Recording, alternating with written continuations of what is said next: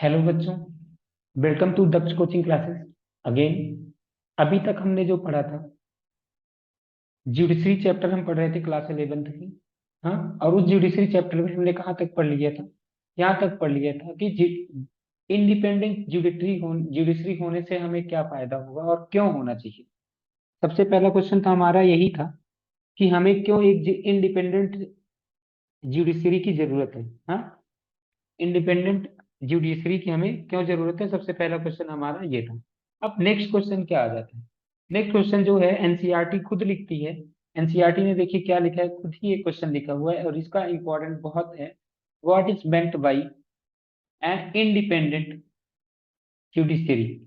Independent judiciary से क्या मतलब? अब हमें ये समझना है कि इंडिपेंडेंट जुडिशरी एक्चुअल में होती क्या है। हाँ, हम इतनी देर से यही कहे जा रहे हैं कि independent judiciary, independent judiciary. Actual में इंडिपेंडेंट जुडिशरी क्या होती है, अब हमें ये समझना है। ओके, और ये नेक्स्ट क्वेश्चन क्या लिखा है, how is this independence insured? अब जब हमें ये समझ में आ जाएगा कि इंडिपेंडेंट जुडिशरी क्या है, तो उसके बाद हम बड़े आसानी से ये समझ लेंगे कैसे इसको इंडिपेंडेंस को इंश्योर करना है। देखिए एनसीईआरटी कुछ लाइंस लिखती है खुद ही, और ये जब हमसे क्वेश्चन पूछा जाएगा तो हम ऐसे इसको लिख सकते हैं। सबसे पहला पॉइंट देखिए क्या लिखा, यहां से ऐसे पढ़िए, simply stated interdependence of judiciary means that the organs of the government, कौन कौन से हैं organs of the government, executive और legislature, must not restrain the functioning of the judiciary in such a way that it is unable to do justice. यानी कि कुल मिलाकर के इसके काम में कौन ना दखल दे। रीस्ट्रेन का मतलब होता है दखल देना। रीस्ट्रेन का मतलब क्या होता है, दखल देना।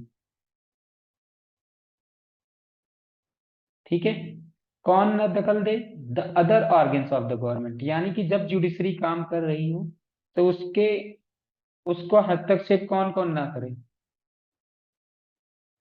हमने ऑर्गन्स ऑफ गवर्नमेंट तीन पढ़े हैं, एग्जीक्यूटिव, लेजिस्लेचर और क्या कहते हैं कि जुडिशरी। तो जुडिशरी में ना तो एग्जीक्यूटिव क्या कहते हैं कि दखल दे, और ना ही क्या कहते हैं कि लेजिस्लेचर दखल दे। सबसे पहला, अगर जुडिशरी को इंडिपेंडेंट होना है तो उसको क्या कहते हैं कि उसमें मंत्री, ये नहीं कि मंत्री जा करके या उसके ऊपर कोई ऐसा कानून बना दिया जाए कि जिसमें तुम क्या कहते हैं कि किसी को न्याय सही से नहीं दे सकते, ऐसी भी चीजें, ऐसा कुछ नहीं। ये सारी चीजों से क्या कहते हैं कि बचने के लिए इंडिपेंडेंस में, इंडिपेंडेंस होने के लिए एक कंडीशन है। दूसरी कंडीशन क्या है, the other organs of the government should not interfere with the decisions of the judiciary.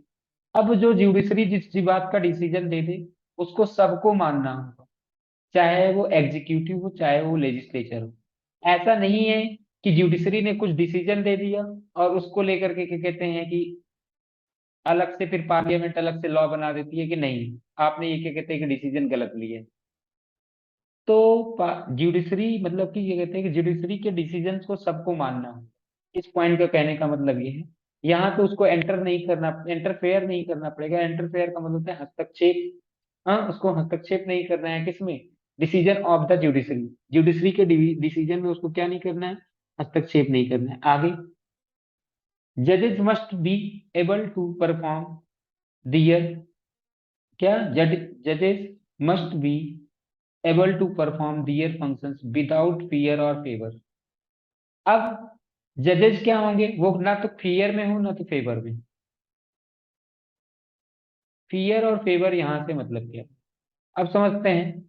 मान लीजिए कि जजेस क्या कहते हैं कि ये डर रहे हैं, अगर मान लीजिए कि किसी मंत्री ने कोई क्राइम कर दिया, हाँ, किसी मंत्री ने कोई क्राइम कर लिया या किसी कोई क्या कहते हैं कि घूस ले लिया, ये सब ऐसे समझ लीजिए, या किसी ने भी कोई क्राइम कर दिया। अब उस क्राइम से, अब क्योंकि मंत्री मैंने इसलिए एग्जांपल लिया था क्योंकि वो ज्यादा पावरफुल है। अब वो पावरफुल है तो वो क्या करें, उनको इस बात का डर नहीं होना चाहिए कि अरे, अगर मैं क्या कहते हैं कि इस मंत्री के खिलाफ क्या कहते हैं कि वो न्याय कर दिया या जजमेंट दे दिया इस मंत्री के खिलाफ, तो कहीं ये मुझे नौकरी से न निकाल दे। ऐसा उनके अंदर कोई डर नहीं होना चाहिए। दूसरा चीज, इनको ऐसी कोई लालच भी नहीं होनी चाहिए कि अच्छा हमें तो क्या कहते हैं कि पैसा मिल जाएगा। हाँ, हमें क्या मिल जाएगा, पैसा मिल जाएगा, और क्या कहते हैं कि तो इस हिसाब से ऐसा कुछ नहीं होना चाहिए। पैसा मिल जाएगा या घर मिल जाएगा, इन सब बेसिस को लेकर के, फेवर को लेकर के भी अगर हम क्या कहते हैं कि आप हमारे बच्चे को नौकरी दे दोगे अगर हम आपके फेवर में डिसीजन दे दें, तो ऐसा चीजें नहीं होना चाहिए। तो इसी को बोल रहे हैं इंडिपेंडेंस ऑफ जुडिशरी।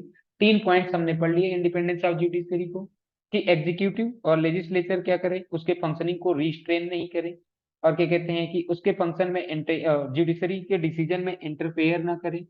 फंक्शनिंग और डिसीजन दोनों अलग अलग चीजें, वो काम कैसे करती है उसमें दखल कौन नहीं दे, जुडिशरी, और ये सारी चीजें, और साथ में ही हमने कहा कि इंटरफेयर नहीं करना चाहिए। अब यहां तक हमें बात समझ में आ गई। अब आगे देखिए क्या लिखा हुआ, independence of judiciary does not employee arbitrariness. यानी कि इंडिपेंडेंस, अगर जब मैं यहाँ पे बार बार इंडिपेंडेंस बोला जा रहा हूँ, तो इसका मतलब ये नहीं हुआ कि वो मनमानी काम करेंगे। आर्बिट्रेरीनेस का मतलब है मनमानी। हाँ, यहाँ पे आर्बिट्रेरीनेस का मतलब क्या हुआ कि ये ऐसे ही मनमानी नहीं काम करना शुरू कर देंगे कि चलो ठीक है जो मन में आया वही करना लगेंगे। ठीक है, यहाँ पे इसका मतलब ये नहीं है कि इसमें अगर इंडिपेंडेंस है, इंडिपेंडेंट तो होना ही चाहिए, इंडिपेंडेंट तो होना ही चाहिए, लेकिन अकाउंटेबल भी होना चाहिए। अकाउंटेबल मतलब होता है जिम्मेदार, रेस्पॉन्सिबल भी होना चाहिए, जवाबदेही। रिस्पॉन्सिबल मतलब रिस्पॉन्स दें कि हमने ये काम किया है, तो अगर ये भी समझ में आना चाहिए ना, कोई ये ऐसे कुछ गलती नहीं होगी, कुछ भी ऐसे ही चलेगा। हाँ, रिस्पॉन्सिबल होना चाहिए, रिस्पॉन्सिबल। ठीक है, यहाँ तक समझ आया।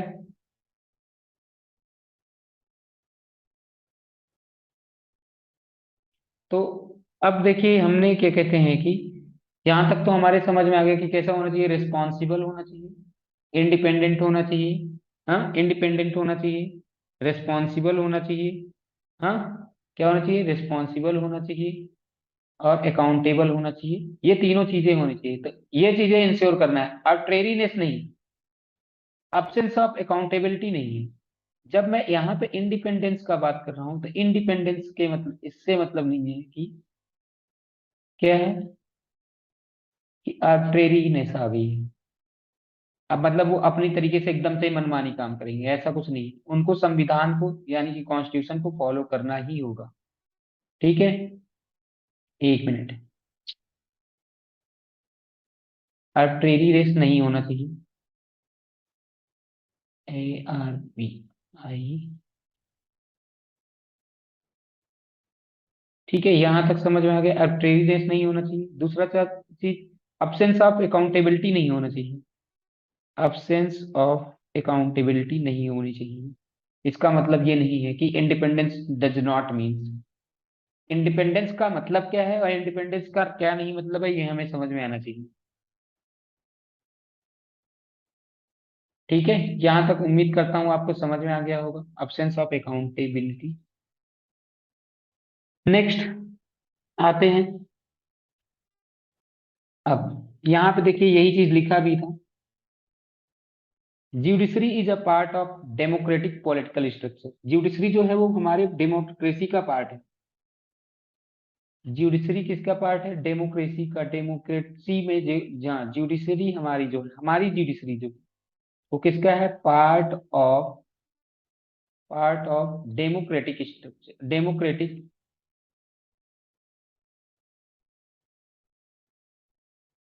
Political structure.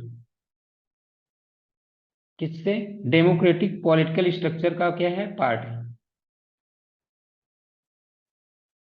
Okay, political structure. अब जब मैं बात करूंगा पॉलिटिकल स्ट्रक्चर की, तो फिर से क्या आ जाता है, स्ट्रक्चर। जब मैं फिर से बात करूंगा पॉलिटिकल स्ट्रक्चर की, तो जिसमें क्या कहते हैं कि सारी की सारी चीजें, पार्लियामेंट, हाँ, पार्लियामेंट में आ जाएगा, सुप्रीम कोर्ट आ जाएगा, मतलब एग्जीक्यूटिव, लेजिस्लेटिव, जुडिशरी, इन सबको मिला लो ना, तो क्या बन जाता है, हमारा पॉलिटिकल स्ट्रक्चर बन जाता है। ठीक है, तो इस पॉलिटिकल स्ट्रक्चर का जो जुडिशरी है वो क्या है, part. It is there for accountable to the constitution. यानी कि क्योंकि ये हमारे डेमोक्रेटिक पॉलिटिकल स्ट्रक्चर का पार्ट है, तो इसका मतलब क्या हुआ, ये अकाउंटेबल होगी। किसको अकाउंटेबल होगी? कॉन्स्टिट्यूशन को। और किसको अकाउंटेबल होगी? डेमोक्रेटिक ट्रेडिशंस को। और किसको अकाउंटेबल होगी? To the people of the country. Accountable का मतलब क्या होता है? जिम्मेदार। ठीक है। अकाउंटेबल का मतलब क्या होता है?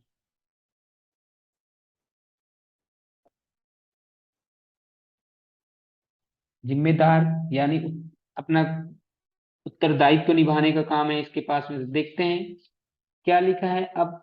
मान लीजिए कि आपसे पेपर में पूछ लिया जाता है कि, पेपर में क्या पूछ लिया जाता है, जुडिशरी है अकाउंटेबल तो है। ठीक है, जुडिशरी अकाउंटेबल है। जुडिशरी इज अकाउंटेबल, लेकिन किसको अकाउंटेबल है? अकाउंटेबल बट किसको?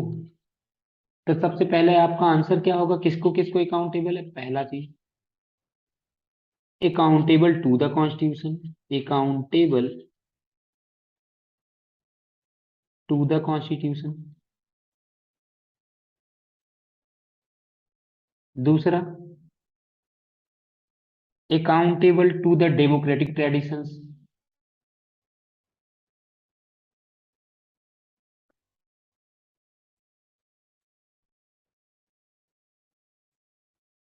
डेमोक्रेटिक ट्रेडिशंस को लिए अकाउंटेबल होना चाहिए। तीसरा, ट्रेडिशंस का मतलब परंपरा, जो डेमोक्रेसी चल रही है उसको फॉलो करे।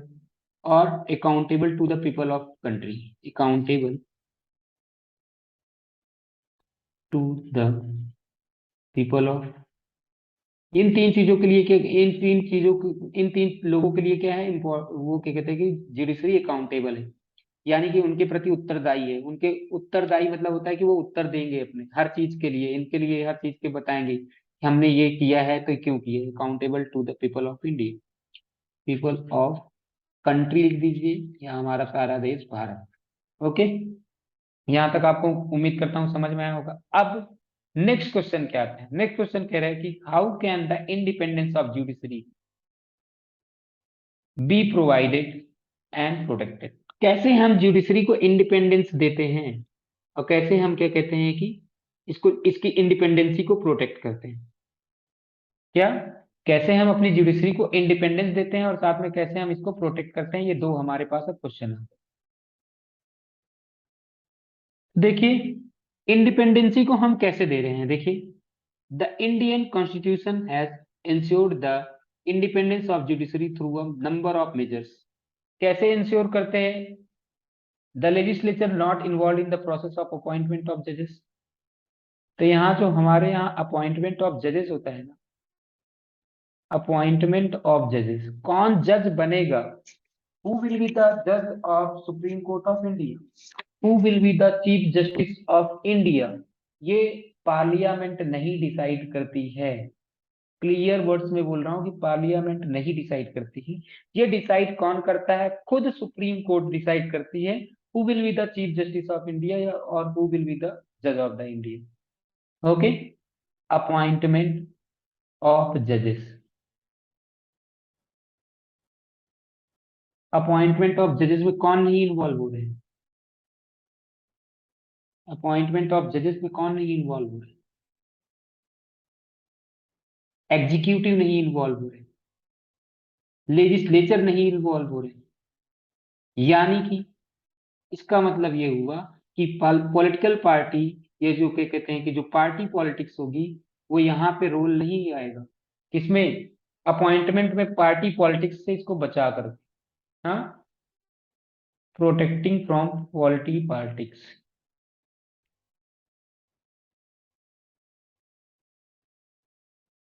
Protecting from party politics. Party politics से बचा बचा करके जजेस का अपॉइंटमेंट किया जाता है। यानी कि वो जो जजेस के अपॉइंटमेंट होते हैं वो खुद करते हैं। ठीक है, जजेस का क्या होता है? सिलेक्शन होता है, इलेक्शन नहीं होता।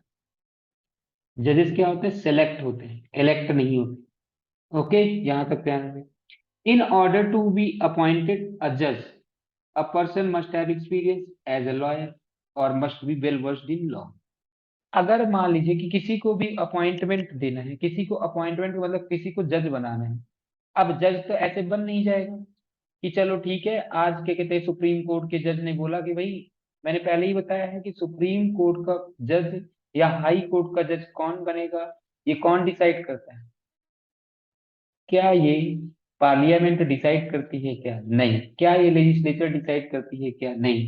क्या ये एग्जीक्यूटिव डिसाइड डिसाइड करते हैं? क्या नहीं।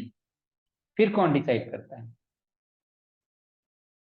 सुप्रीम कोर्ट के जज ही डिसाइड करते हैं। लेकिन क्या वो किसी ऐसे व्यक्ति को बना देंगे?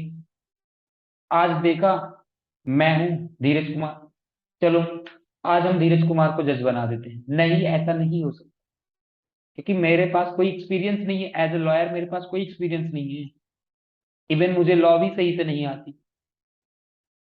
तो इसका मतलब क्या होगा? जज वही व्यक्ति बनेगा जिसके पास में क्या होगा, एक्सपीरियंस होगा एज ए लॉयर।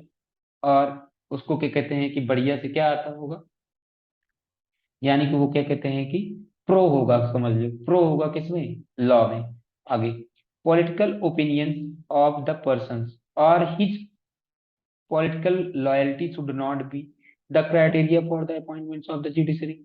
यानी कि जो जुडिशरी के लिए क्या कहते हैं कि जो जुडिशरी के लिए एक एलिजिबिलिटी होती है ना, वो एलिजिबिलिटी ये नहीं है कि हम इस पार्टी के, हम जो गवर्नमेंट में, मतलब कि जो क्या कहते हैं कि जो पार्टी गवर्नमेंट में है, हाँ गवर्निंग पार्टी के, हम क्या कहते हैं कि साथ में है तो इसलिए हमें जज बना दिया जाएगा, या हम गवर्निंग पार्टी के पक्ष में है तो इसलिए हमें जज बना दिया जाएगा। ऐसा कुछ नहीं है। हाँ, ऐसा यहाँ पे नहीं चलता, यहाँ पे भारत में ऐसा नहीं है। भारत में क्या होता है कि क्या कहते हैं कि जो जजेस होते हैं वो कैसे बनते हैं, on the basis of experience के बेसिस पे। इतना बात समझ में है? दूसरा चीज ये हो गया। अब यहाँ पे क्या लिखा हुआ है कि जजेस, द जजेस हैव अ फिक्स्ड टेन्योर।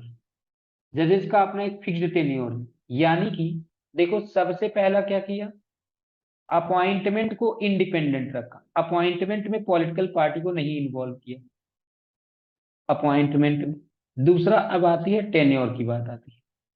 अब सोचो, टेन्योर की बात आती है, टेन्योर का मतलब क्या हुआ, कितने टाइम के लिए जज रह सकते। देखो, they hold the office till reaching the age of retirement. जब तक उनकी एज ऑफ रिटायरमेंट नहीं आ जाती, तब तक उनको कोई रिटायर नहीं कर सकता। क्या? जब तक उनकी एज ऑफ रिटायरमेंट नहीं आ जा सकती। जैसे हाई कोर्ट के जो जजेस होते हैं, हाई कोर्ट के जो जजेस, हाई कोर्ट के जजेस को 62 ईयर के बाद में क्या कहते हैं कि जब उनका एज 62 ईयर्स हो जाएगा, तब वो उनका एज ऑफ रिटायरमेंट होता है, age of retirement. High court के लिए क्या है age of retirement? High court जज के लिए एज ऑफ रिटायरमेंट है 62। वहीं पे सुप्रीम कोर्ट जज के लिए क्या है? सुप्रीम कोर्ट के लिए क्या कहते हैं कि एज ऑफ है 65। सुप्रीम कोर्ट के लिए कितना है एज ऑफ रिटायरमेंट? 65। यानी कि कोई भी जज अगर 65 तक नहीं है, मतलब 65 एज तक है, तब उसके बाद वो रिटायर हो जाएगा। उसके पहले उसको कोई नहीं हटा सकता। अगर हटाया भी जाएगा तो उसका एक अलग प्रोसेस है। वो किसी पॉलिटिकल पार्टी के डर से, या किसी, मतलब कि कोई पॉलिटिकल पार्टी या कोई गवर्नमेंट उसको ये नहीं कि हम तुम्हें हटा देंगे अगर तुम हमारे खिलाफ डिसीजन दे दिए तो। ये इससे क्या इंश्योर किया जाता है कि डिसीजन क्या है, लॉ के अकॉर्डिंग है, रूल ऑफ लॉ को फॉलो किया जा रहा है या नहीं। तो इंडिपेंडेंट में क्या किया, जजेस का फिक्स्ड टेन्योर कर दिया। क्या कर दिया? जजेस का फिक्स्ड टेन्योर कर दिया। They hold office till reaching the age of retirement, only the exceptional cases जज में बी रिमूव। जज को रिमूव करने के लिए कुछ एक्सेप्शनल केसेस ही होंगे, लेकिन हमेशा ऐसे नहीं निकाल सकते। But otherwise they have security of tenure. उनको क्या है? सिक्योरिटी ऑफ टेन्योर है। मतलब कि वो 62 का, जैसे मैंने बताया, फॉर द हाई कोर्ट जज 62 ईयर्स के पहले उनको रिमूव नहीं किया जा सकता। और क्या कहते हैं कि फॉर द सुप्रीम कोर्ट जज, उनको 65 के पहले उनको हटाया नहीं जा सकता। हटाने के अलग प्रोसेस हैं, ऐसा नहीं है कि हटाया नहीं जा सकता, हटाने के प्रोसेस अलग है। वो तो जब गलतियां कोई भी करेगा तो उनको हटाया भी जा सकता है। लेकिन अभी यहाँ पे उनको दिया जा रहा है security of tenure. Security of tenure से क्या होगा, वो क्या कहते हैं कि अपने आप को प्रोटेक्ट करेंगे, कहीं पर भी किसी भी चीज से प्रोटेक्ट करेंगे, कहीं पे क्या कहते हैं कि उनको किसी भी चीज का डर नहीं होना चाहिए, उनको भी किसी भी चीज का फेवर नहीं होना चाहिए। Security of tenure insures that जज कुड फंक्शन विदाउट फियर और फेवर। जज कैसे काम कर सकें, बिना फियर या बिना फेवर के।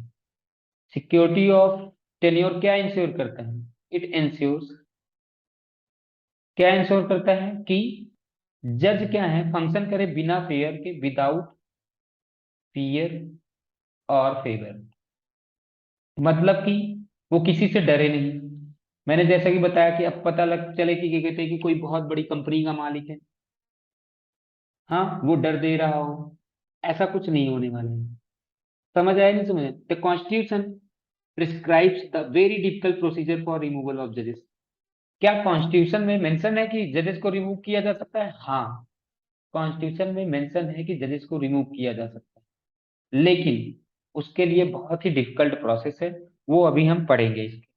ठीक है, यहाँ तक आपको बात समझ में आ गई कि कैसे हम इंडिपेंडेंसी को कैसे हम इंप्रूव कर रहे हैं, कि इंडिपेंडेंसी को कैसे हम क्या कहते हैं कि पा रहे हैं। ओके, अब यहाँ पे आता है the constitution makes, the constitution makes believed that a difficult procedure of removal would provide security to of office members of the judiciary। यानी कि ये जो डिफिकल्ट प्रोसेस है रिमूवल का, हाँ, जो चीफ जस्टिस को हटाना हो या कोई भी जजेस हो उनको हटाना होगा ना, तो उसके लिए एक डिफिकल्ट प्रोसेस है, उसके बारे में अभी पढ़ेंगे। ठीक है, एक एक चीज को डिस्कस करेंगे, अभी बस हम इतना समझ रहे हैं कि कैसे हम उनके इंडिपेंडेंसी को इंश्योर कर रहे हैं। अब जब किसी को कोई डर नहीं होगा, किसी को कोई फेवर की लालच नहीं होगा, तो वो क्या होगा, वो तो हमेशा इंडिपेंडेंट ही रहेगा ना।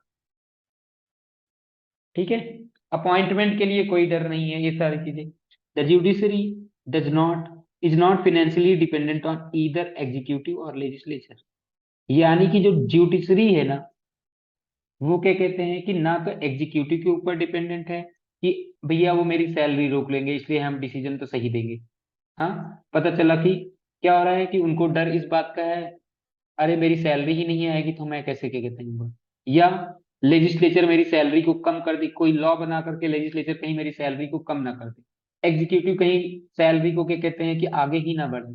ये सारी चीजें से आगे ना बढ़ाए का मतलब होता है कि रिलीज ही ना करे, ऐसा कोई डर नहीं होना चाहिए। तो वही लिखा हुआ है कि फाइनेंशियली डिपेंडेंट नहीं होंगे, किसके ऊपर, एग्जीक्यूटिव के ऊपर, ना तो लेजिस्लेचर के ऊपर।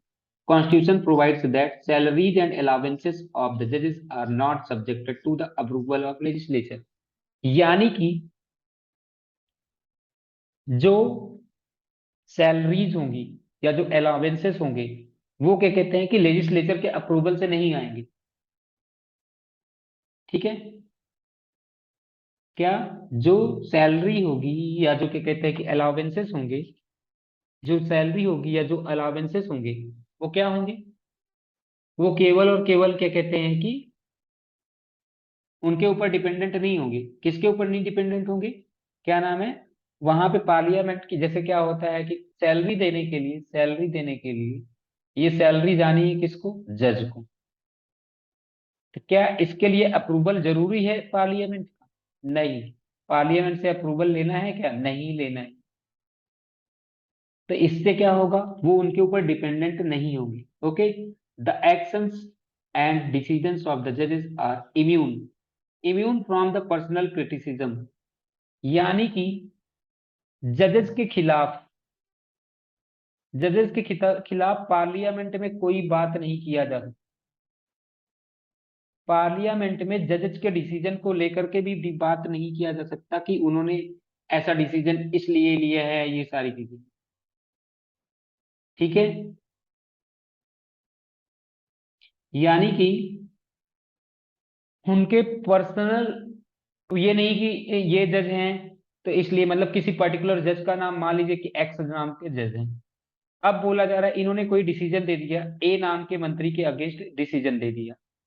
अब वहां पे ये नहीं कहेंगे कि क्या कहते हैं कि एक्स व्यक्ति ने मेरे खिलाफ ये किया है क्योंकि उसको मुझसे दुश्मनी थी, ऐसा कुछ नहीं, ऐसा क्रिटिसिज्म भी नहीं किया जा सकता।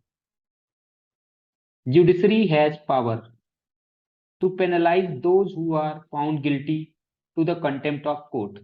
क्या जुडिशरी के पास पावर है? हाँ, जुडिशरी के पास पावर है कि अगर उसकी बात से किसी ने मानने की कोशिश की, मतलब कि ना मानने की कोशिश की, तो उसको वो क्या कर सकते हैं, पेनलाइज। पेनलाइज का मतलब होता है दंड दे देना। उनको क्या सकते उनको पनिशमेंट मिलेगी। किनको? जो लोग इनकी बात को नहीं मानेंगे। बात को नहीं मानेंगे मतलब कंटेम्प्ट ऑफ कोर्ट के क्या कहते हैं, कि मतलब कि कोर्ट की बात को नहीं मान रहे।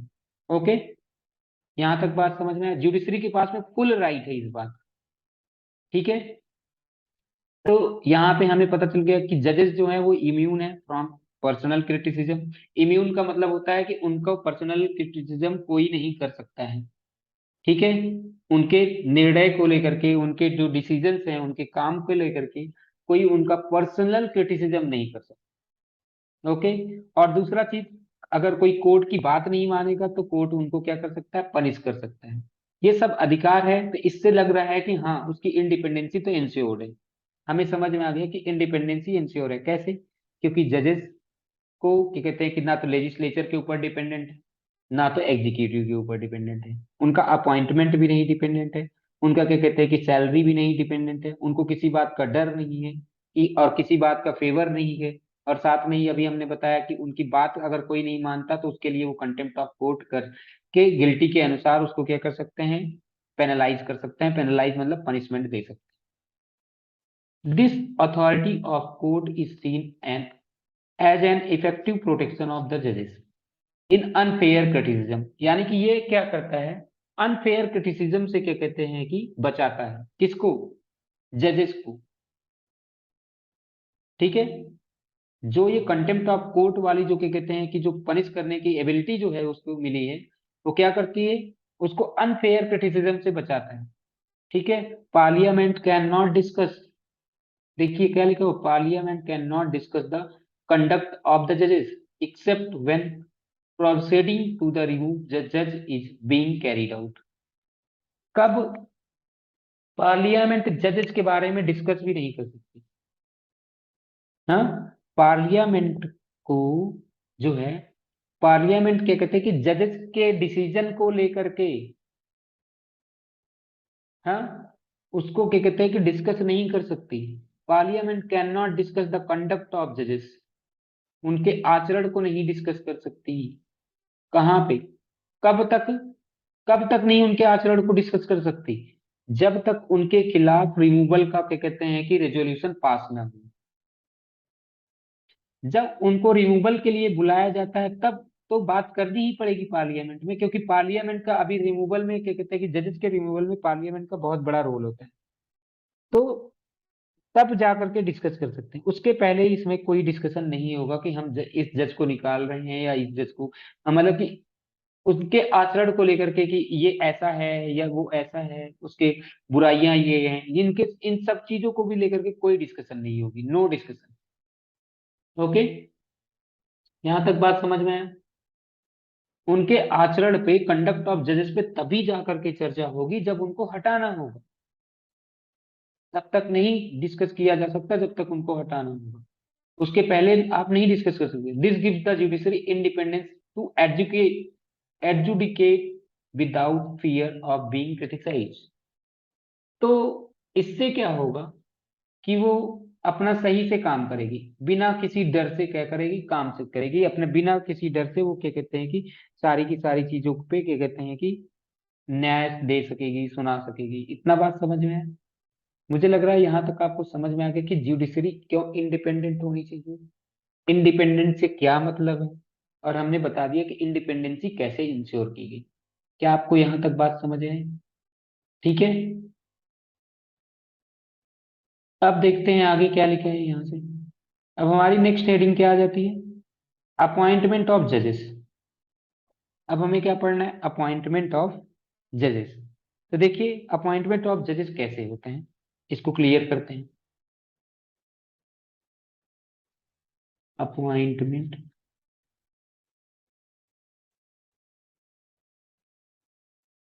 ऑफ जजेस, मैंने जैसा कि पहले ही बोला था कि जो जजेस का जो,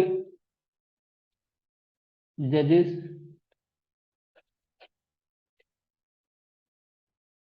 आर selected, नॉट इलेक्टेड। जजेस क्या होते हैं? वो सेलेक्ट किए जाते हैं, वो इलेक्ट नहीं किए जाते, ये ध्यान में रखना। ये इनका अपॉइंटमेंट कौन करता है? अगर मैं सुप्रीम कोर्ट की बात करूं तो जो सुप्रीम कोर्ट के जज होते हैं उनका अपॉइंटमेंट करते हैं प्रेसिडेंट ऑफ इंडिया। कौन करते हैं? अपॉइंटमेंट ऑफ जजेस ऑफ सुप्रीम कोर्ट की अगर मैं बात करूं, सुप्रीम कोर्ट की,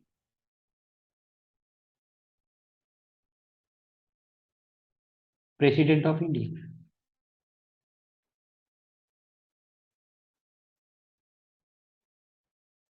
सुप्रीम कोर्ट के जज का क्या कहते हैं कि अपॉइंटमेंट कौन करता है?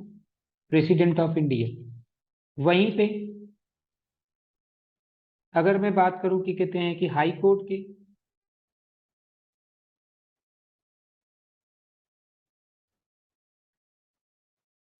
हाई कोर्ट के जो जजेस होते हैं उनको भी क्या कहते हैं कि अपॉइंट कौन करता है? President of India.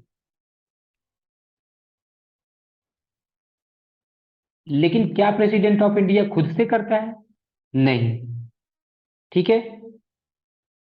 यहाँ पे जब हाई कोर्ट के जजेस की हो रही होगी तो हाई कोर्ट के जजेस में with consultation of, with consultation, consultation का मतलब होता है सलाह, consultation of chief justice of India. Chief justice of India की सलाह से क्या कहते हैं कि प्रेसिडेंट ऑफ इंडिया जो है वो हाई कोर्ट के जजेस को क्या करेंगे? इलेक्ट करते हैं, मतलब सेलेक्ट करते हैं या अपॉइंट करते हैं। यहाँ तक बात समझ में आई कि नहीं समझ में? और साथ में ही यहाँ पे अब क्योंकि हाई कोर्ट जो होता है वो किसी पर्टिकुलर स्टेट का होता है तो साथ में गवर्नर ऑफ स्टेट का भी कंसल्टेशन चाहिए। और किसका कंसल्टेशन चाहिए? गवर्नर ऑफ द स्टेट का।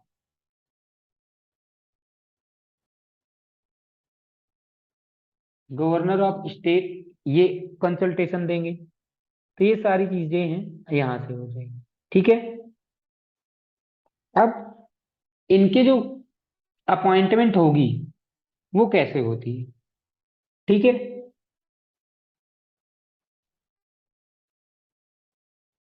तो यहाँ पे क्या होता है कि एक कॉलेजियम सिस्टम होता है।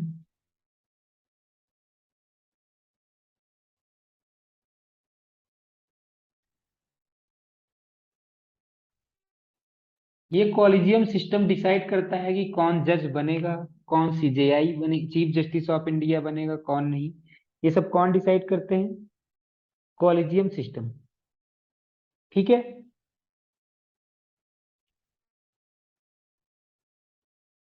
क्या अभी मैंने जो बताया यहाँ पे, तो अब देखिए,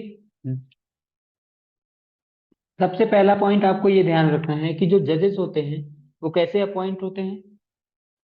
प्रेसिडेंट ऑफ इंडिया के ने अपॉइंटमेंट कर दिया, उनका अपॉइंटमेंट कौन करेगा? President of India. लेकिन जो चीफ जस्टिस ऑफ इंडिया या जो भी वो होते हैं वो भी क्या कहते हैं कि प्रेसिडेंट ऑफ इंडिया के द्वारा।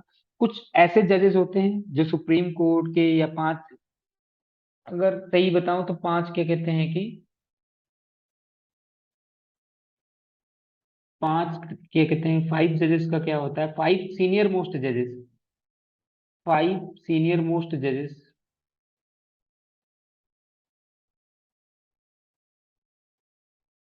जो होते हैं उनका एक कॉलेजियम सिस्टम होता है। वो कॉलेजियम सिस्टम किसी एक पर्सन को क्या कहेगा, बताएगा कि इनको आप क्या कहते हैं कि चीफ जस्टिस बना दो, या इनको इस हाई कोर्ट से सुप्रीम कोर्ट का जज बना दो। ये सब कौन डिसाइड करता है? Collegium system. ठीक है। तो ऐसे यहाँ पे बातें हैं, तो ये सब हमें समझना है। अब आगे हम देखते हैं। एक मिनट।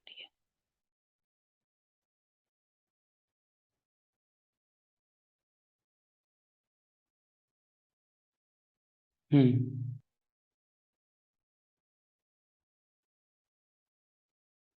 अपॉइंटमेंट ऑफ जजेस। देखिए क्या लिखा है, द अपॉइंटमेंट ऑफ जजेस has never been free from political controversy. अब ये पॉलिटिकल कंट्रोवर्सी क्यों होती है? यहाँ पे ये माना जाता है, क्या जजेस खुद को सेलेक्ट करते हैं? मतलब कि कौन जज बनेगा कौन नहीं, वो जज ही डिसाइड करते हैं। It is part of the political process. It makes a difference who serves the in the Supreme Court and High Court, a difference in how the Constitution is interpreted. The political philosophy of the judges, their views about active and assertive judiciary or controlled and committed judiciary have an impact on the fate of the legislation enacted. देखिए अब क्या होता है यहाँ पे, क्या नहीं होता ये समझते हैं कि यहाँ पे देखिए इतना क्या लिख दिया है. जैसा कि मैंने अभी पहले भी बताया आपको कि इनका क्या होता है, जजेस का सिलेक्शन होता है. कौन करते हैं? वो खुद ही करते हैं. हाँ, कुछ ग्रुप ऑफ मेंबर्स होते हैं तो वही.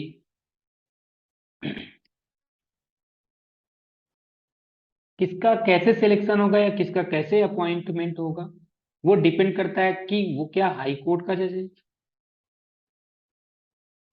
क्या वो हाई कोर्ट का जज है, या क्या वो सुप्रीम कोर्ट का जज है. ठीक है.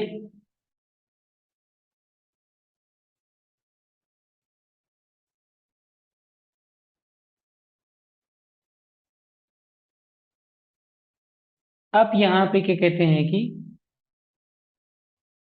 इसका फर्क कहाँ पे पड़ता है? लेजिस्लेशन के ऊपर. इसका क्या कहते हैं कि फर्क कहाँ पे पड़ता है? लेजिस्लेशन के ऊपर में डिपेंड करता है कि अब यहाँ पे ये सबसे बड़ी समस्या है कि कौन सुप्रीम कोर्ट का जज होगा, कौन क्या कहते हैं कि हाई कोर्ट का जज होगा. अब इससे क्या होगा? अब इससे क्या, इससे किसके ऊपर फर्क पड़ेगा? इसके इससे क्या कहते हैं कि जो लॉ बनाया गया है ना, उसके ऊपर फर्क पड़ेगा. किसके ऊपर फर्क पड़ेगा? लॉ जो बनाया गया होगा. ठीक है. अब कहीं वो जो जज है उसकी क्या पॉलिटिकल फिलॉसफी है, हाँ, जज की क्या पॉलिटिकल फिलॉसफी है, इस बात पे भी डिपेंड करता है. दूसरा चीज, क्या वो मतलब कि कंट्रोल्ड ज्यूडिशरी में बिलीव करता है, या वो क्या कहते हैं कि कमिटेड ज्यूडिशरी में बिलीव करता है, इस बात पे भी डिपेंड करता है. हाँ. तो इन सब चीजों को लेकर के, और साथ में ही, हाँ, कि क्या वो एक्टिव जुडिशरी में काम करता है या क्या कहते हैं कि असर्टिव जुडिशरी में काम करना चाहते हैं. इन सब चीजों को लेकर के क्या होता है कि कौन होगा, मतलब कि क्या कहते हैं कि अपॉइंटमेंट ऑफ जजेस क्या होंगे, कैसे होंगे, ये सारी चीजें बहुत समस्या वाली बात, मतलब कि थोड़ा सा पॉलिटिकल कंट्रोवर्सी हमेशा चलती ही रहती है. ठीक है. यहाँ तक आपको बात समझ में आ गई होगी.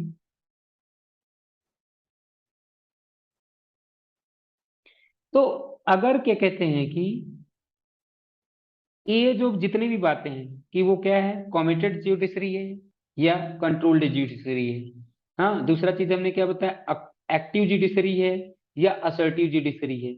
और दूसरा क्या कहते हैं कि जो पॉलिटिकल फिलॉसफी है जज की, ये सब क्या क्या चीजें हैं. ठीक है. ये सब डिपेंड करती है. तो वही लिखा हुआ, council of ministers, governors and chief minister and chief justice of India all influence the process of judicial appointment. चाहे वो कोई काउंसिल ऑफ मिनिस्टर हो, चाहे वो गवर्नर हो, चाहे वो चीफ मिनिस्टर हो, और चाहे ही वो क्या हो, चीफ जस्टिस ऑफ इंडिया. ये सब कुल मिलाकर के क्या कहते हैं कि जो जुडिशियल अपॉइंटमेंट होता है जो जज का, वो कुल मिलाकर के यहाँ पे इनका इन्फ्लुएंस होता ही होता है. क्या समझ में आया यहाँ तक में? मैं यहाँ तक ये बताना चाहता था कि जो जजेस होते हैं ना, मैं फिर से बताना चाहता हूँ, देखो सबसे पहली लाइन क्या लिखी हुई है, द अपॉइंटमेंट ऑफ जजेस has never been free from political controversy. यानी कि हमेशा ही हमेशा जो जजेस का जो क्या कहते हैं कि अपॉइंटमेंट होता है, वो एक पॉलिटिकल कंट्रोवर्सी से क्या है, भरा हुआ है. यानी कि हमेशा पॉलिटिकल कंट्रोवर्सी होती ही होती है इसमें. तो वही यहाँ पे लिखा हुआ है कि, और ये क्या कहते हैं कि कभी भी पॉलिटिकल, और जो अपॉइंटमेंट ऑफ जजेस है ना, वो हमेशा पार्ट ऑफ पॉलिटिकल प्रोसेस रही है. अपॉइंटमेंट ऑफ जजेस जो है वो पार्ट ऑफ पॉलिटिकल प्रोसेस रही है. कैसे? It makes a difference who serves in supreme court and high court. Hmm. ठीक है. ये डिपेंड करता है कि सुप्रीम कोर्ट है या हाई कोर्ट है, कैसे, या सुप्रीम कोर्ट में या हाई कोर्ट में कैसे क्या कहते हैं कि क्या कहते हैं कि संविधान मतलब कॉन्स्टिट्यूशन की व्याख्या की है। ठीक है। क्या होता है कि अगर आपने क्या लिखा हुआ है, it makes a difference who serves in the supreme court and high court, a political difference in how the constitution is interpreted. तो यानी कि कैसे कॉन्स्टिट्यूशन को इंटरप्रेट किया जाएगा इस पे भी डिपेंड करता है अपॉइंटमेंट ऑफ जजेस। अपॉइंटमेंट ऑफ जजेस का किसके ऊपर फर्क पड़ता है, मैंने बताया था, इंटरप्रिटेशन ऑफ कॉन्स्टिट्यूशन। साथ में जज की क्या पॉलिटिकल फिलॉसफी है ये भी मैटर करता है, और जज के क्या व्यूज हैं एक्टिव और असर्टिव जुडिशरी पे, और क्या कहते हैं कंट्रोल्ड एंड कॉम्यूटेड जुडिशरी पे। इन सब का जो फैक्ट है, इन सब का जो क्या कहते हैं कि जो भाग्य है वो कहाँ पे आता है, कुल मिलाकर के उस बात पे आता है कि जो लॉ बनता है। हाँ, किस पे आता है, उस लॉ के बारे में जो भी क्या कहते हैं कि जो लॉ बनने वाला है, ठीक है, उन पे भी क्या कहते हैं कि डिपेंड होता है। जो जज की पॉलिटिकल फिलॉसफी है, जज का जो क्या कहते हैं कि एक्टिव या असर्टिव जुडिशरी है, ये सब किस पे फर्क डालते हैं, ये सब सीधे तौर पे सीधे तरीके से किसके ऊपर फर्क डालते हैं, ये सब किसके ऊपर सीधे सीधे असर डालते हैं, कि जो लॉ बनेगा। ठीक है। और हमने बताया कि जो अपॉइंटमेंट ऑफ जजेस होते हैं उसमें काउंसिल ऑफ मिनिस्टर्स, गवर्नर, साथ साथ में chief minister, chief justice of India, इन सब का भी इन्फ्लुएंस होता है। अब आगे देखते हैं। एज फॉर एज,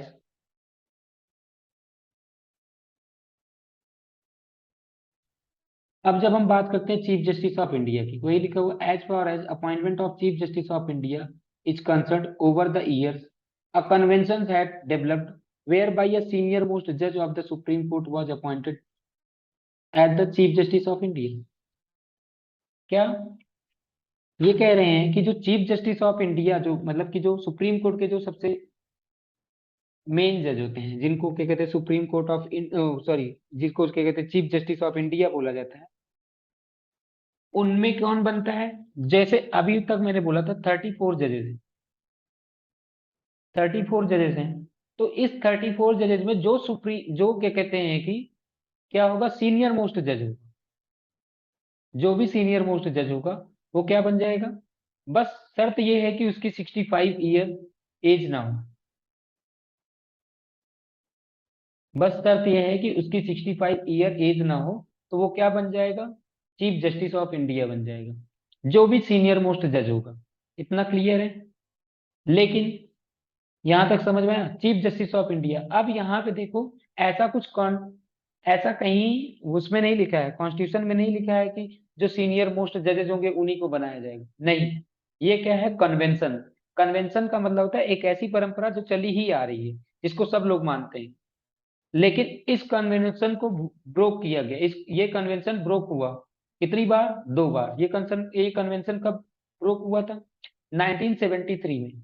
1973 में क्या हुआ, ए एन रे, ए एन रे को चीफ जस्टिस ऑफ इंडिया बना दिया गया, 3 सीनियर जजेस को छोड़ करके। मैंने बताया 3 जजेस थे, 1 2 3, हाँ, इनसे, और इनको आना था चौथे नंबर पे। ए एन रे कौन से नंबर पे थे, ऐसे यहाँ पे मुझे नाम नहीं याद है तो एक्स वाई जेड लिख देता हूँ। चौथे नंबर पे कौन है, ए एन रे।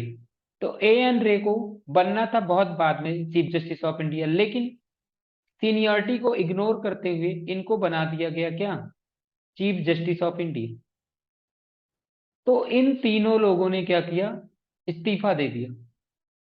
और ऐसा फिर से हुआ था 1975 में, ऐसा फिर से क्या हुआ था 1975 में, एच आर खन्ना से पहले देखिए, सीनियर मोस्ट जज के कौन थे 1975 में, एच आर खन्ना।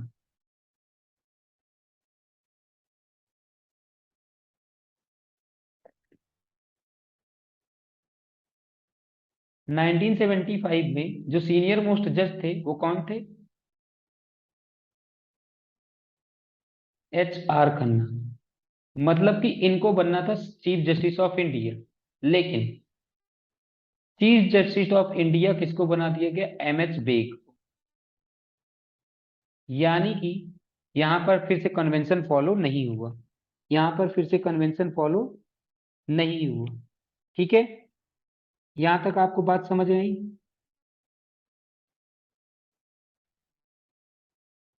यहाँ तक क्लियर है? मैंने अभी तक जितना बताया, क्या आपको समझ में आया कि जो सुप्रीम कोर्ट के जो जज होते हैं उनका क्या कहते हैं, अपॉइंटमेंट प्रेसिडेंट ऑफ इंडिया करते हैं। दूसरा चीज मैंने बताया, अभी बताया कि जो इसका जो इन्फ्लुएंस होता है, कौन बनेगा कैसे बनेगा, बहुत ज्यादा कंट्रोवर्सी है। इस पे बहुत सारी चीजों का फर्क पड़ता है, कंट्रोल। और इस बात पे भी डिपेंड करता है कि जो चीफ जस्टिस अब बनने वाला होगा या जो जज बनने वाला होगा उसका क्या मतलब कि वो उसकी पॉलिटिकल फिलॉसफी कैसी है। हाँ, दूसरी चीज उस वो कैसे जुडिशरी में बिलीव करता है, क्या वो कंट्रोल्ड में बिलीव करता है या कॉमिटेड जुडिशरी में बिलीव करता है, कि वो एक्टिव जुडिशरी में बिलीव करता है या असर्टिव जुडिशरी में बिलीव करता है। इन सब चीजों पे उसका कैसा रोल है, इस बात पे डिपेंड करेगा कि लॉ कैसे होने वाले हैं। और दूसरा चीज अभी मैंने बताया कि जब चीफ जस्टिस की बात की जाती है तो एक कन्वेंशन फॉलो किया जाता है।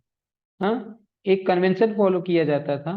तो क्या है, उस कन्वेंशन को फॉलो नहीं किया गया, दो बार नहीं किया गया। सीनियर मोस्ट जजेस को बनाया जाता था चीफ जस्टिस ऑफ इंडिया, लेकिन दो बार कन्वेंशन नहीं फॉलो हुआ। कब? एक बार 1973 में। 1973 में क्या कहते हैं कि ए एन रे को चीफ जस्टिस ऑफ इंडिया बना दिया गया। क्या? ए एन रे को चीफ जस्टिस ऑफ इंडिया बना दिया गया। क्यों बना दिया गया? हाँ, मतलब कि पहले दूसरे तीसरे तीन लोगों को इग्नोर कर दिया गया, और क्या कहते हैं कि सीधे उनको क्या कहते हैं, चीफ जस्टिस ऑफ इंडिया बना दिया गया। यानी कि फिर से क्या हुआ, लॉ को ब्रेक किया गया। ठीक है, एक कन्वेंशन को ब्रेक हुआ, कन्वेंशन क्या हुआ, ब्रेक हो गया। दूसरा चीज, अब इस कन्वेंशन को और कब फिर से ब्रेक किया गया था? 1975 में, जब एम एच बेग को बना दिया गया, क्या कहते हैं कि एच आर खन्ना के बजाय। ठीक है, यहां तक बात समझ आया? ठीक है,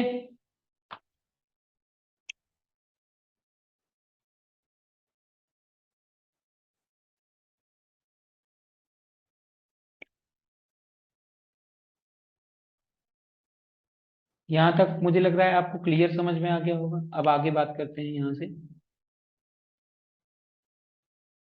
और जो अदर जजेस हैं, हमने सीजेआई की बात कर लिया, अभी मैं बताया था अदर जजेस सुप्रीम कोर्ट में चीफ जस्टिस ऑफ इंडिया के अलावा अदर जजेस होते हैं। द अदर जजेस of the supreme court can and high court are appointed by the president after consulting CJI. जो बाकी सीजेआई के अलावा जो जजेस होंगे उनको बनाने के लिए कौन बताता है? मतलब कि प्रेसिडेंट ही अपॉइंट करता है उनको भी, लेकिन with consultation of chief justice of India. मैंने अभी आपको पहले भी बता चुका हूँ। This is this in effect mean that the final decision in the matter of appointment rested with the council of ministers.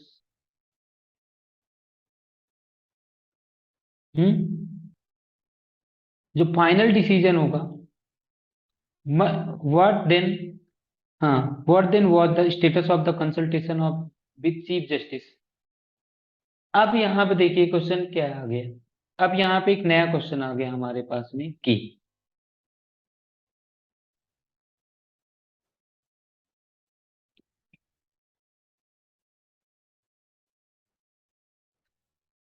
फिर से देखिएगा यहाँ पे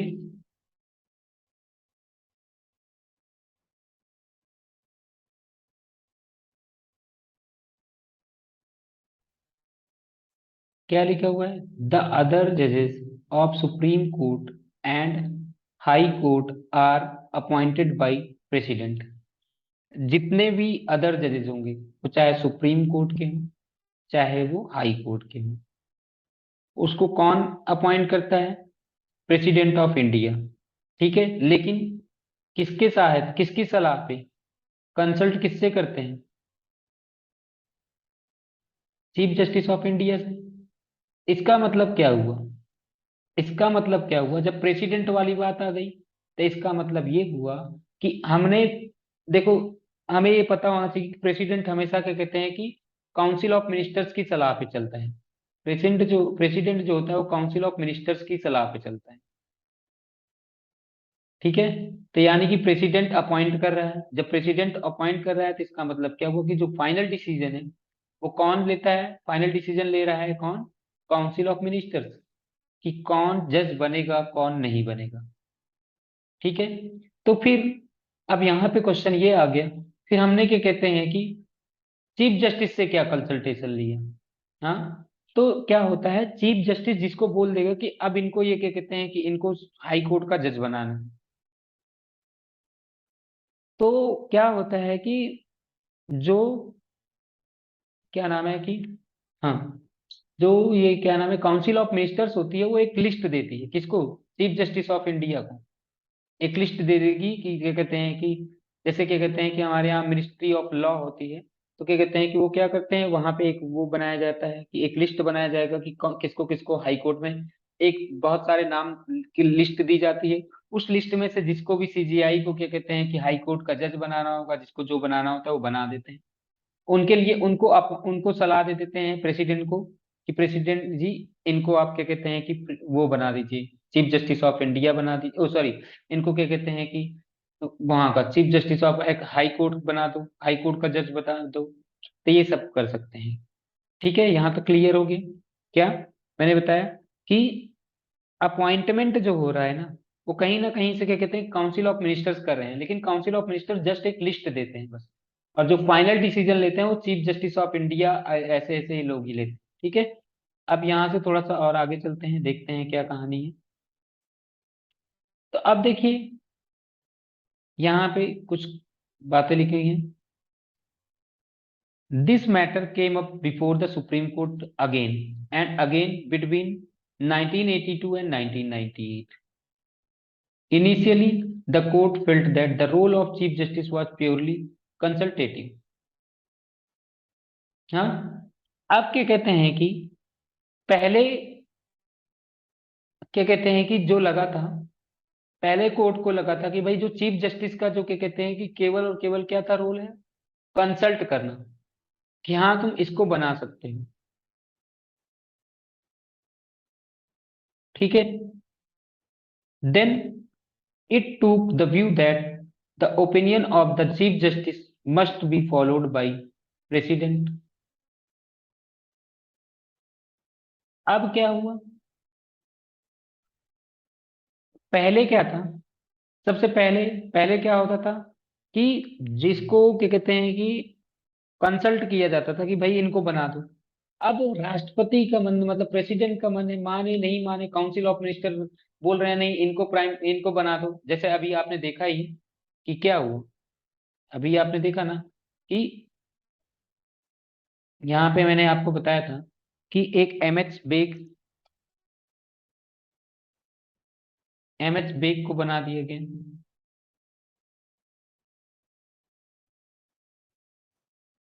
एम एच बेग को बना दिया गया HR खन्ना के बजाय।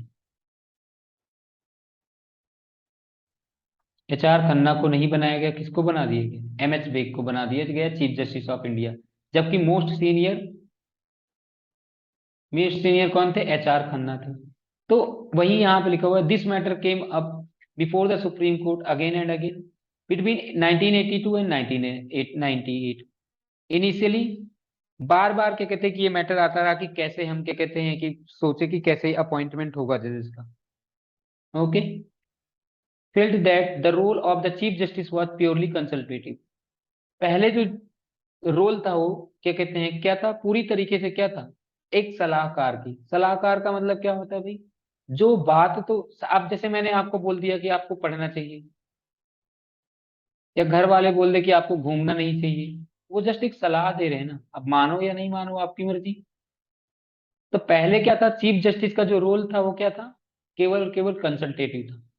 लेकिन बाद में क्या हुआ, राष्ट्रपति, अब आगे क्या आया, then it took the view that, फिर धीरे धीरे क्या हुआ, इन्होंने बोला कि अब चीफ जस्टिस की बात को मानना ही पड़ेगा, must be followed. Must be followed का मतलब होता है चीफ जस्टिस ने जो बोला वो मानना ही पड़ जाएगा। चीफ जस्टिस ने बोला इस पर्सन को, दिस पर्सन को क्या कहते हैं कि बना देना है, क्या कहते हैं कि इसको आप हाई कोर्ट का जज बना दीजिए, तो बनाना पड़ता है। यानी कि अब प्रेसिडेंट को मानना पड़ेगा। पहले क्या था, कंसल्टेटिव था, लेकिन बाद में क्या हुआ, मानना ही होगा फाइनली। बाद में क्या हुआ, the supreme court has come up with novel procedure. एक बहुत ही मतलब कि अलग ही विचार लाया, देखते हैं क्या लाया। It has suggested that the chief justice should be recommend names of person, हाँ, should recommend the names of person to be appointed in consultation with 4 senior most जजेस ऑफ द कोर्ट। यानी कि देखिए क्या होगा, एक तो सीजेआई होंगे ही होंगे, एक सीजेआई होंगे ही होंगे, और 4 क्या होंगे, सीनियर मोस्ट जजेस होंगे, और 4 सीनियर मोस्ट जजेस और होंगे। सीजेआई के अलावा भी क्या कहते हैं कि 4 सीनियर मोस्ट जजेस और होंगे। ठीक है। अब ये क्या करेंगे, ये अब क्या करेंगे कि किसी भी नाम को रिकमेंड करेंगे। ठीक है, यहां तक बात समझ में आया, नहीं समझ आया?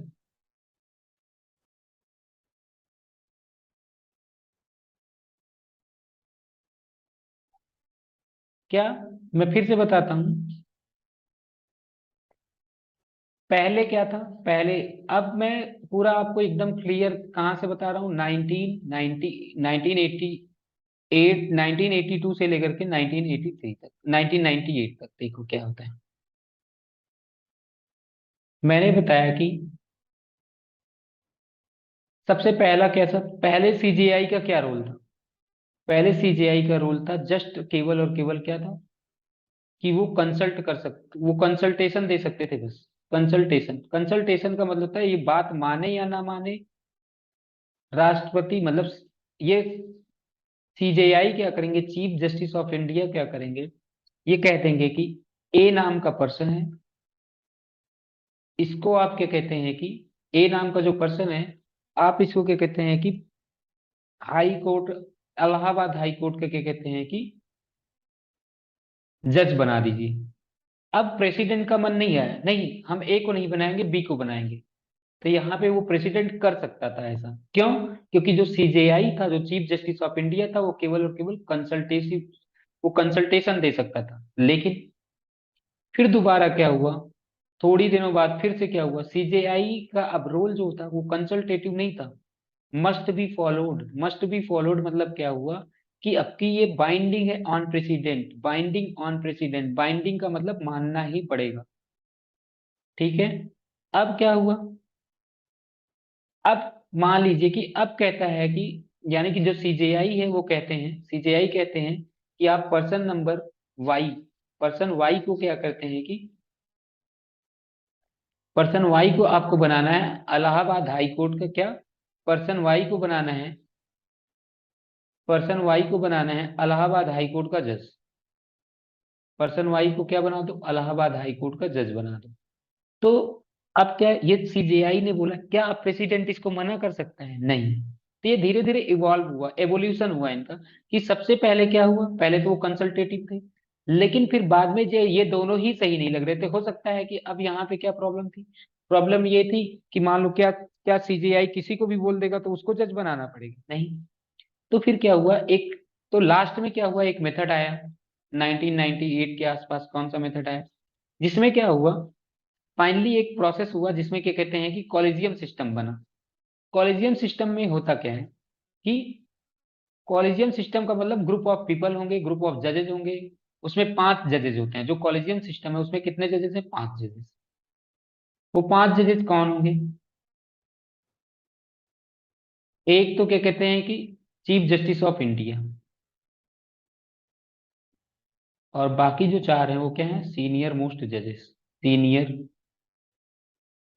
मोस्ट जज। ठीक है। अब ये जिसको भी बोलेंगे उसको बना, अब ये क्या करते हैं, 5-6 लोगों के नाम क्या कहते हैं कि दे देते हैं, 5-6 लोगों के नाम प्रेसिडेंट को दे देते हैं। अब प्रेसिडेंट इन्हीं 5-6 लोगों में से ही क्या कहते हैं किसी को भी बना सकते हैं। ठीक है, वही यहाँ पे लिखा हुआ है, It suggested that Chief Justice should recommend a names of person to be appointed in the consultation with four senior most judges.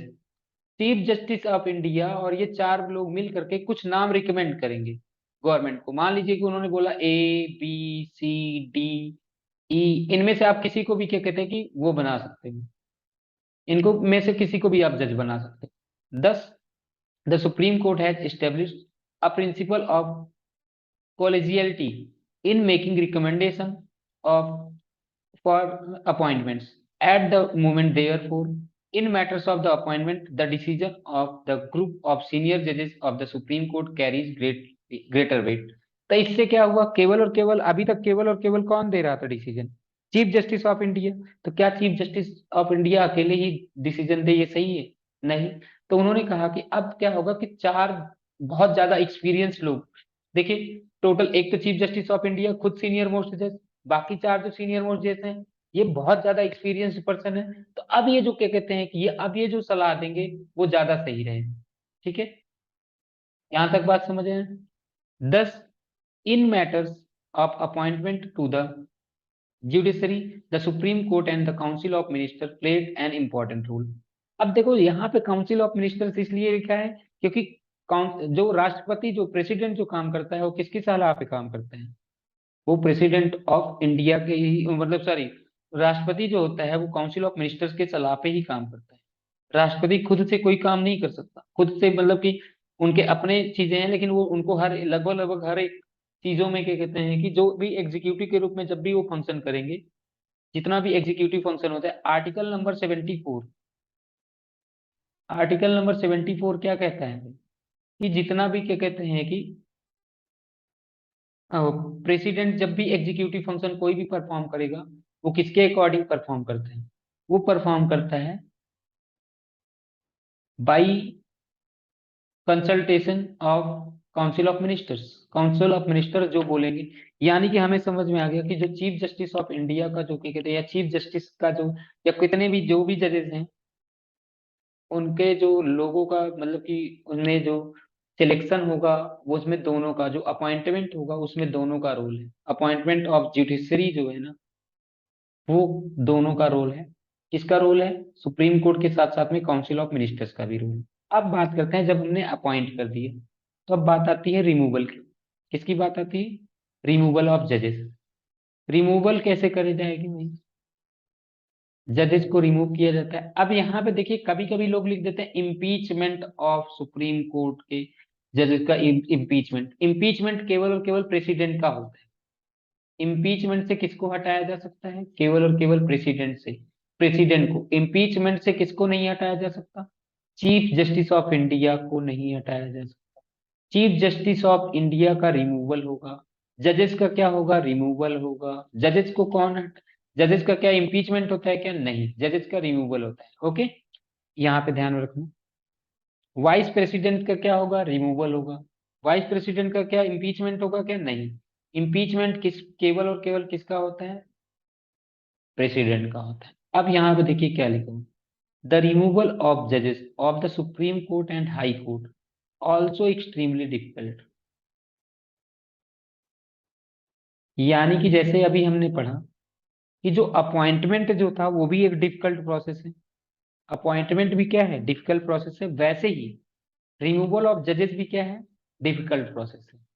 अ जज ऑफ सुप्रीम कोर्ट और high court can be removed only on the ground of proven misbehaviour और incapacity. Paper में पूछा जाता है कि, हाँ, paper में ये पूछा जाता है कि जजेस ऑफ सुप्रीम कोर्ट या जजेस ऑफ हाई कोर्ट को किस बेसिस पे निकाला जाएगा, किस ग्राउंड्स पे निकाला जाता है। तो दो ग्राउंड्स हैं। सबसे पहला है प्रूवन मिसबिहेवियर,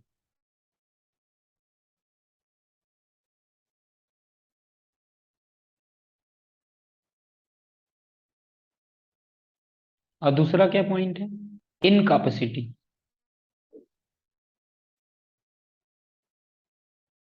हाँ, कि उन्होंने सही से क्या कहते हैं किसी मतलब उनका आचरण सही नहीं, उनका कंडक्ट, वैसे मैंने बताया था कंडक्ट ऑफ जज सही नहीं है।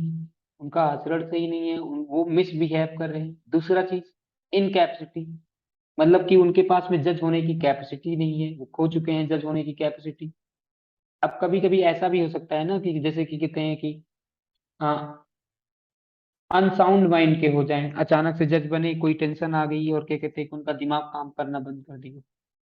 तो इन दो केसेस पे, इन दो ग्राउंड्स पे, कौन कौन से दो ग्राउंड्स हैं? प्रूवन मिसबिहेवियर और इनकैपेसिटी। इन दो ग्राउंड्स पे क्या कहते हैं कि जजेस को रिमूव किया जा सकता है। ठीक है। A motion containing the charges against the judge must be approved by a special majority in both houses of the parliament। तो अगर क्या कहते हैं कि जजेस को रिमूव करना है, तो दोनों हाउसेस मतलब लोकसभा और राज्यसभा, लोकसभा और राज्यसभा, इन दोनों हाउसेस से क्या हो, स्पेशल मेजोरिटी से वो रेजोल्यूशन पास होना चाहिए। तब जा करके कहीं पे क्या कहते हैं कि, अब ये स्पेशल मेजोरिटी क्या होती है?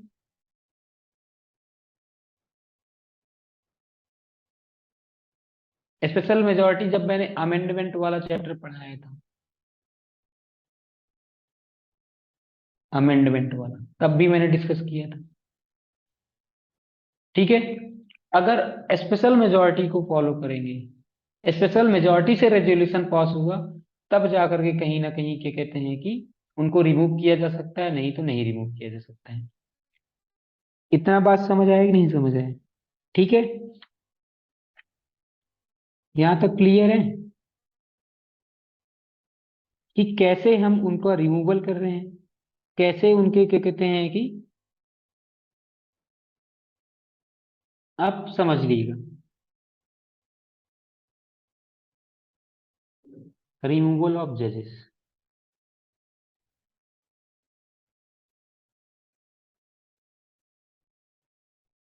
मान लीजिए कि वो सुप्रीम कोर्ट के जज हैं। कहाँ के जज हैं? सुप्रीम कोर्ट के जज।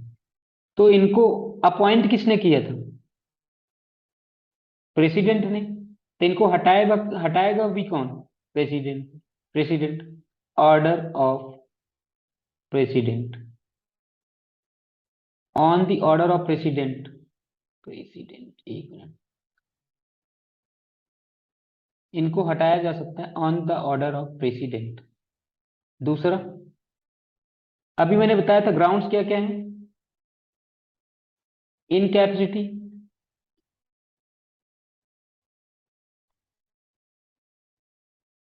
दूसरा क्या है? Proven misbehaviour.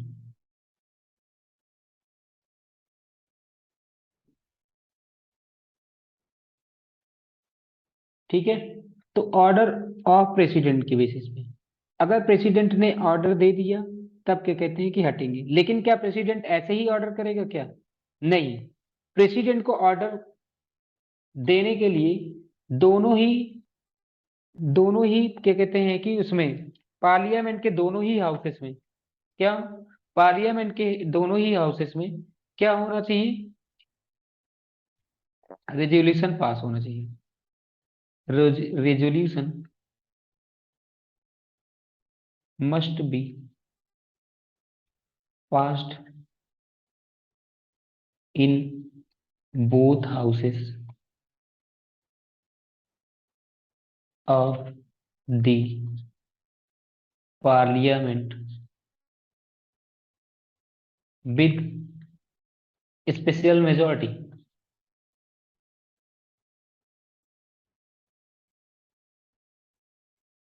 ठीक है। यहां तक बात समझ में आई, नहीं समझ में? दूसरा चीज, अब यहाँ पे जो स्पेशल मेजोरिटी है वो क्या है? स्पेशल मेजोरिटी में सबसे पहला कंडीशन क्या आता है कि a majority of the total membership.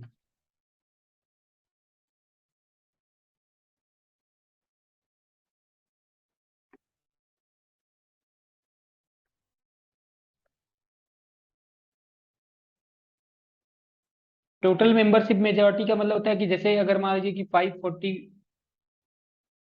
545 लोग हैं कहाँ पे, अभी तो वैसे 543 लोग हैं कहाँ पे, लोकसभा में, डिवाइड बाई 2 + 1, तो जो होगा ये क्या होता है, a majority with of the total membership.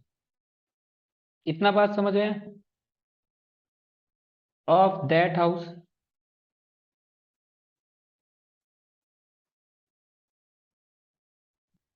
And, दो कंडीशन होती है स्पेशल मेजोरिटी में, दो कंडीशन होती है क्या, majority of the total membership of that house and, दूसरा कंडीशन क्या होता है कि 2/3 majority of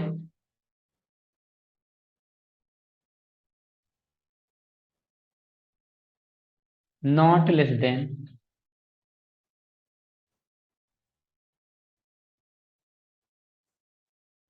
2/3 of the members.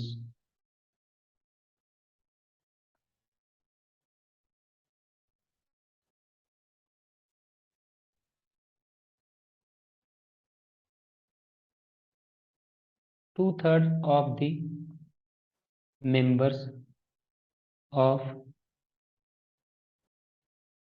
That house present and voting, present and voting.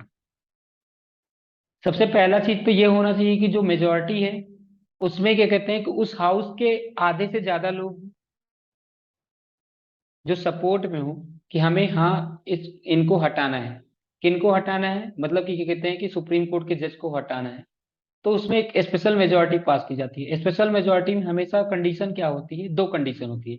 Special majority की पहली कंडीशन ये है कि टोटल मेंबरशिप जो होगा उस हाउस का, उसमें क्या होगे कि उसकी मेजोरिटी होगी, मेजोरिटी मतलब उससे आधे से ज्यादा लोग हाँ करें। दूसरा चीज, जितने लोग अभी प्रेजेंट हैं, अब हो सकता है क्या 543 लोग हैं तो 543 लोग ही आए होंगे क्या, नहीं, तो जितने लोग प्रेजेंट हैं उतने लोगों को, उतने लोगों का 2/3 होना चाहिए। ये दोनों चीज साथ साथ में होना चाहिए। तब अगर जा करके, तब जा करके कहीं पे ये रेजोल्यूशन पास होता है। ओके, लेकिन क्या ये रेजोल्यूशन इतनी आसानी से पास हो जाएगा क्या, नहीं। इस रेजोल्यूशन को पास करने के लिए भी क्या करना पड़ता है, सबसे पहले, अब मान लीजिए कि ए नाम का कोई क्या कहते हैं कि जज है, ये जज हैं सुप्रीम कोर्ट के, जज ऑफ सुप्रीम कोर्ट है, इनको हटाना है। मान लीजिए कि क्या कहते हैं कि इनको हटाना है, इन्होंने कोई मिसबिहेव किए हैं इस वजह से, और वो मिसबिहेव प्रूव हो चुका है। तो उसको प्रूव करने के लिए कैसे करते हैं, सबसे पहला, उसको प्रूव करने के लिए मान लीजिए कि लोकसभा में जाना, तो अगर रिमूवल मोशन एक पास किया जाता है, रिमूवल मोशन, क्या पास किया जाता है, रिमूवल मोशन, वो रिमूवल मोशन कहाँ पे पास किया जाएगा, लोकसभा में भी पास किया जा सकता है, राज्यसभा में भी पास किया जा सकता है। अब वो लोकसभा में रिमूवल मोशन पास हुआ, लोकसभा में कितने लोग उसको पास करने वाले लोग होने चाहिए, 100, 100 लोग जाएंगे, 100 मेंबर्स ऑफ लोकसभा जाएंगे, और क्या कहते हैं कि स्पीकर ऑफ द लोकसभा, हाँ house, speaker of the house से क्या करेंगे, उनको बताएंगे कि हाँ भाई हम ये मोशन पास करना चाहते हैं। तो अगर स्पीकर ऑफ द हाउस के पास में पूरी अथॉरिटी है कि वो इसको हाँ भी बोल सकता है ना भी बोल सकता है, तो स्पीकर ऑफ द हाउस को अगर लगेगा कि हाँ हमें ये पास कर देना चाहिए तो पास कर देंगे।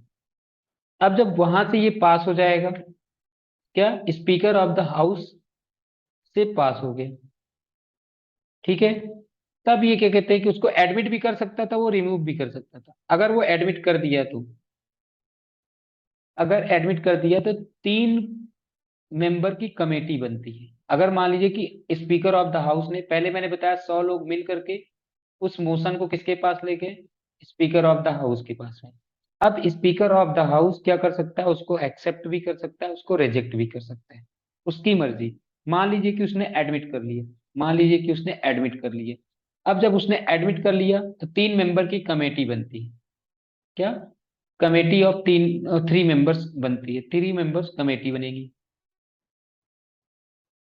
ठीक है, कमेटी। अब 3 मेंबर की जो कमेटी बन जाएगी, तो अब इसके बाद में क्या होगा, इसमें क्या होंगे, एक जज होते हैं, एक चीफ जस्टिस होंगे या जज of the high supreme court. इस कमेटी में 3 लोग होंगे। कौन कौन से हो सकते हैं? चीफ जस्टिस भी हो सकते हैं, या सुप्रीम कोर्ट का कोई भी जज हो सकता है, जज का सुप्रीम कोर्ट का कोई भी जज हो सकता है। दूसरा, हाई कोर्ट का जज होना चाहिए, हाई कोर्ट जज। और जो तीसरा पर्सन है, वो क्या होना चाहिए, डिस्टिंग्विश्ड ज्यूरिस्ट। डिस्टिंग्विश्ड ज्यूरिस्ट का मतलब क्या होता है कि उसको न्याय मतलब कि उसको लॉ में बहुत अच्छी पकड़ है। ठीक है, लॉ में उसको बहुत अच्छी ज्ञान है, तो इन तीनों का एक कमेटी बनाएगा। अब इस कमेटी ने भी अगर हाँ कर दिया,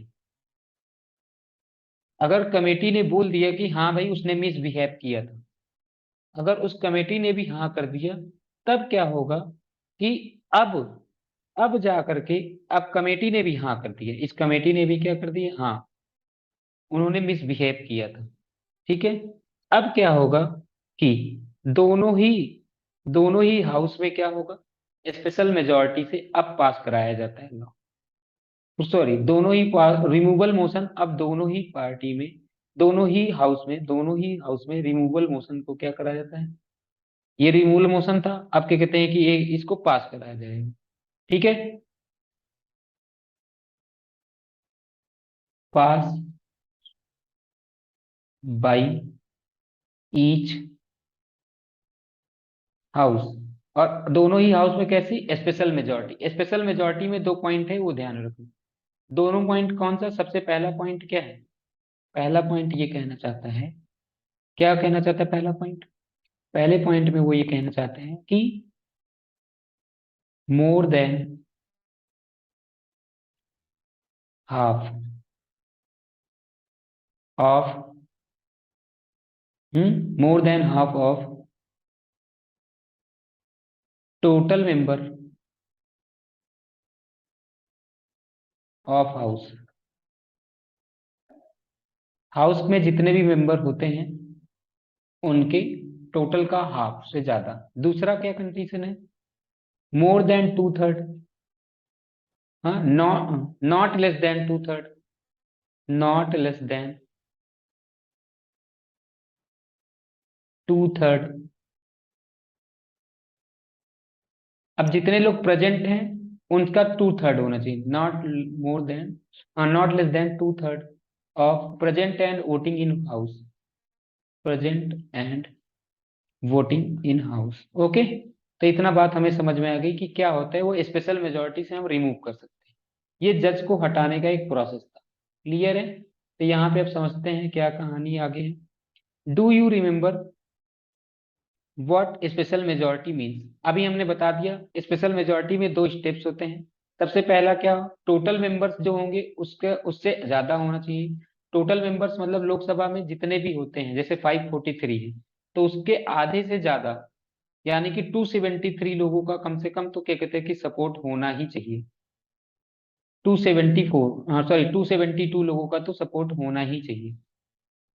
ठीक है, अगर 272 लोग सपोर्ट कर रहे हैं, तब उसके बाद में अब जितने प्रेजेंट हैं और जितने वोटिंग करने वाले हैं उनका 2/3 निकालना पड़ता है। तो ये हो गया रिमूवल ऑफ जजेस की बात कर रहे थे। अब इसमें देखते हैं, we have studied this in chapter on elections. वो जो चैप्टर नंबर 2 था उसमें हमने इसके बारे में पढ़ा था कि स्पेशल मेजोरिटी क्या होती है। It is clear from this procedure that, जो रिमूवल ऑफ जज क्या है वो काफी डिफिकल्ट प्रोसेस है। हाँ, इससे हमें पता चल गया कि क्या है भाई, रिमूवल ऑफ जज क्या है, बहुत ही डिफिकल्ट प्रोसेस है, क्योंकि इतना जल्दी क्या कहते हैं कि ये चीजें हो नहीं पाती। ठीक है, जज is a very difficult procedure and unless there is a general consensus among the members of the parliament, वो कोई भी पार्टी का हो, इससे नहीं मतलब है उनको, जब तक पूरे लोग कंसेंसस में नहीं आ जाएंगे, सब लोग। कंसेंसस का मतलब होता है एक मत, कंसेंसस का मतलब होता है एक मत। जब सब लोग एक मत नहीं होंगे ना, तब तक किसी भी जज को हटाया ही नहीं जा सकता। It should also be noted that while in making appointments, the executive plays a crucial role. Legislature has the power of the removal. तो देखो, अभी हमने क्या बताया था कि जो अपॉइंटमेंट होता था ना, अपॉइंटमेंट में किसका रोल था? अपॉइंटमेंट में किसका रोल है? अपॉइंटमेंट में काउंसिल ऑफ मिनिस्टर्स का रोल था। और काउंसिल ऑफ मिनिस्टर्स कौन होते हैं? एग्जीक्यूटिव होते हैं। यानी कि अपॉइंटमेंट में, जजेस के अपॉइंटमेंट में किसका रोल बहुत ज्यादा है? एग्जीक्यूटिव का। और जबकि वहीं पे जजेस के रिमूवल में किसका इंपॉर्टेंस ज्यादा है? लेजिस्लेचर का। यानी कि लेजिस्लेचर के पास पावर ऑफ रिमूवल है, अपॉइंटमेंट का पावर किसके पास है? एग्जीक्यूटिव के पास। यहां तक बात समझ आया? This has insured both balance of power and independence of the judiciary. यानी कि इससे क्या हुआ, कितना, मतलब कि तीनों ही ऑर्गन्स में जो पावर का डिस्ट्रीब्यूशन इक्वल हो सके। और साथ में ये ध्यान रखना है कि जुडिशरी क्या है? इंडिपेंडेंस है। ठीक है। So for only one case of removal जज of the supreme court came bar the consideration before the parliament. Parliament के पहले अभी तक केवल एक ही केस ऐसा है जिसमें क्या कहते हैं कि रिमूवल के लिए बोला गया। इन दैट केस द हाँ, दो the motion got two-third majority, it did not have the support of the majority of the total strength of the house। यानी कि टू थर्ड से ज्यादा तो मेजोरिटी मिल गई, टू थर्ड से ज्यादा तो मेजोरिटी मिल गई थी। लेकिन क्या कहते हैं कि देखो, हमने बताया भी था कि स्पेशल मेजोरिटी में क्या होता है, स्पेशल मेजोरिटी में दो कंडीशन होती है। तो इसमें क्या कहते हैं कि टू थर्ड वाली, जो टू थर्ड वाली कंडीशन है वो तो पास कर लिया, लेकिन ये मोर देन हाफ वाला कंडीशन फ्लो नहीं हो पाया, मोर देन हाफ वाला फुलफिल नहीं हो पाया। तो इस प्रकार से क्या हुआ कि जज क्या हुआ, वो रिमूव नहीं हो सके थे, वो जज क्या हो गए? रिमूव नहीं हो सके थे। वो कौन सा केस है यहाँ पे देखते हैं।